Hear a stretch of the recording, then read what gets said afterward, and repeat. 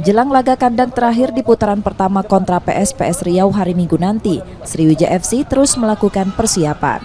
Dari laga terakhir kontra Semen Padang, Muhammad Yusuf Prasetyo, pelatih Sriwijaya FC mengaku pemain depannya masih belum menunjukkan permainan terbaiknya. Sriwijaya FC masih kesulitan mencetak gol dalam suatu pertandingan.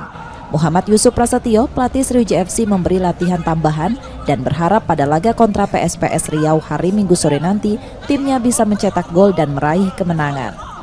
Waktunya ya. Gimana aku cari latihan seperti apa?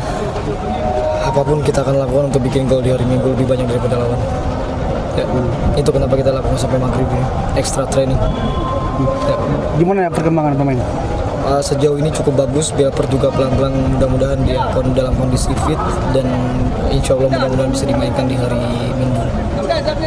Untuk khusus di depan tadi ada latihan tambahan, kenapa tuh?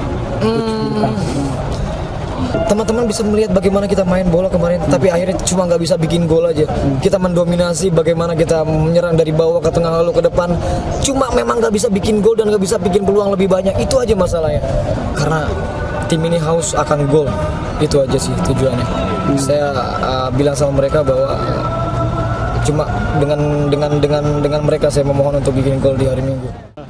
Selain itu, kondisi psikologis pemainnya tidak terganggu meski mendapat tekanan dari supporter.